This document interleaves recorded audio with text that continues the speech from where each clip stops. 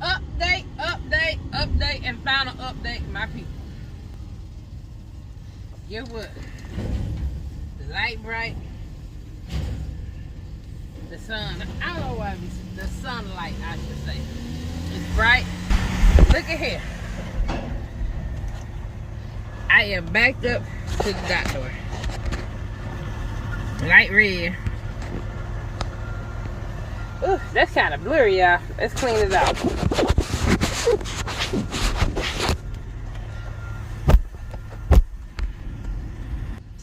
But I am backed up to the dock door. Getting unloaded.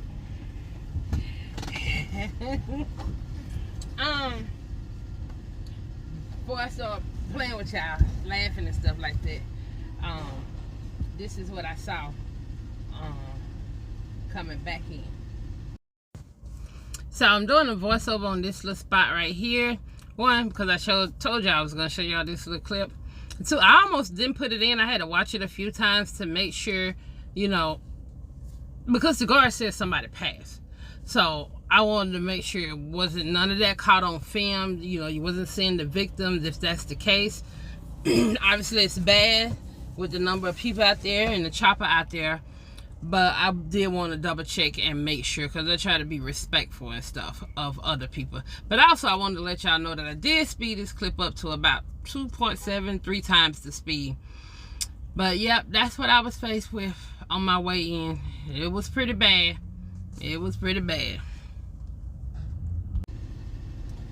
Okay, that's sad. I talked to the guard when I was getting checked in, and she said someone did pass. And you can only see so much, because when I come up on it, I don't even be thinking about recording stuff like that. But I was like, this right here at the entrance. This tape right here, my seat ain't really messed up. It's a little messed up, just a very, very little. I ain't gonna pull it down to show y'all. But I put it there because it seemed like I'm pulling down on it, and that's what's causing the seam to kind of rip just a little bit. So I noticed it, caught it earlier enough. I just put a piece of black tape up there. So anyway, I left earlier today. It's 7 now. I've been here about 45 minutes.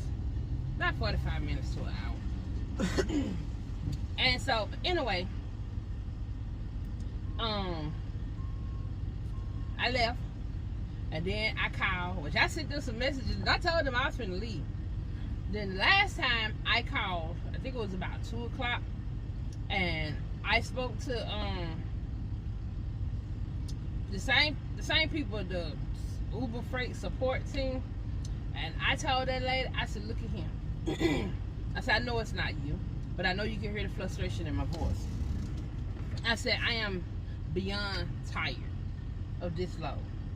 And I told her, I said, I done called, went through the whole spiel of what I went through with y'all. I called back to Georgia. I spoke to them.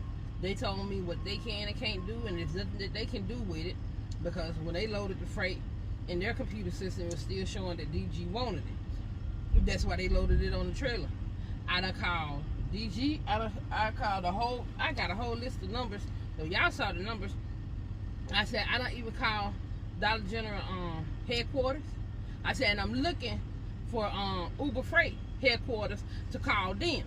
I said, I know they're out there in San Francisco. I got the address, but I need a phone number to reach somebody in that office over there, because I'm calling them. I said, and I'm about to call the police and tell them I'm being held hostage, and calling whoever else will listen, the news station or anybody. At this point, I don't even care, because this is ridiculous. Y'all, I say all that. Of course, she was apologizing. I told her, I said, no, it's not anything that you did. I know that, but I am extremely frustrated, because this has been going on since Monday. And I'm calling anybody who will listen to me talk to get to the bottom of this. And I know I told y'all, they've been saying, well, we are escalated to the escalation team, and we'll put a rush order on it and all that. That baby girl, she ain't even want to hear. She said, I'm going to transfer you to them so you can talk to them and tell them everything that's going on, and everybody you done called and everybody you about to call too about this load. She said, because you've been sitting there since Monday. And she transferred me over. Now I'm talking to somebody different. I talked to that lady, and I gave her the whole rundown on everything and what's been going on. And she said, well, I'm on the phone now. I'm going to get to the bottom of this. And so she put me on hold a couple of times. And then she said that she'll call me back. I wasn't even expecting to hear back from her because, like I told her, everybody keeps saying they're going to call me back or they're going to email me. Nobody never called back. She said she's going to call me back. Let me tell you, it probably was 5 minutes went by. She called back. She said, I got 2 numbers. I got 2 customer order PO number, 2 customer purchase order number. And she said they are 6 digits long. They are a mixture of numbers and letters. She gave me both of them. I wrote them down. So then I called back over here to DG to speak to somebody inside. One of the numbers that I had got from somebody was the direct number. That's probably one of the numbers that when nobody answered me because the lady told me she wasn't here Monday. But she asked me after I told her everything that was going on and how long I've been sitting on their property. And then she said, how you get this number? I said, ma'am, I don't know. People just been giving me numbers. I got a whole list of numbers. I went down the list of telling her the different numbers that I have and the numbers that I've been calling, trying to get somebody to help me.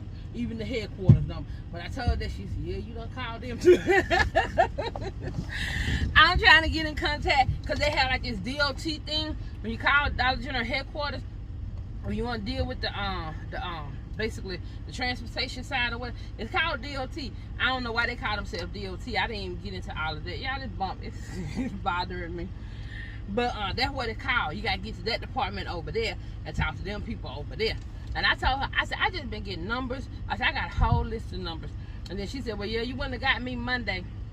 But if I known Tuesday, you wouldn't have been still sitting there waiting.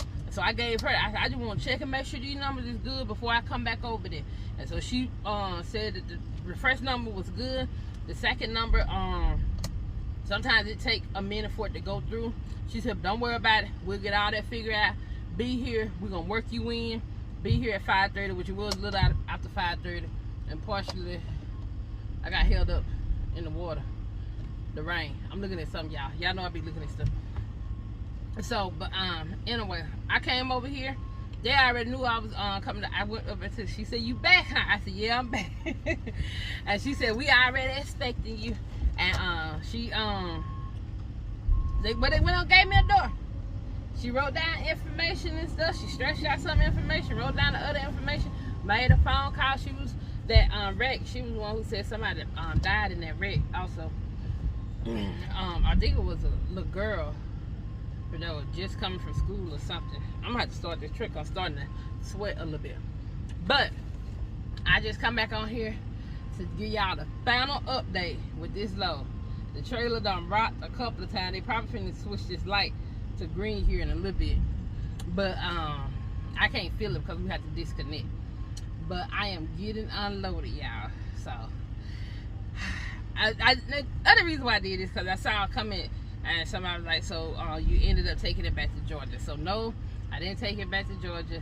They getting the load off. Now, the next part is I got to work on them paying me my money for all this time I've been sitting here.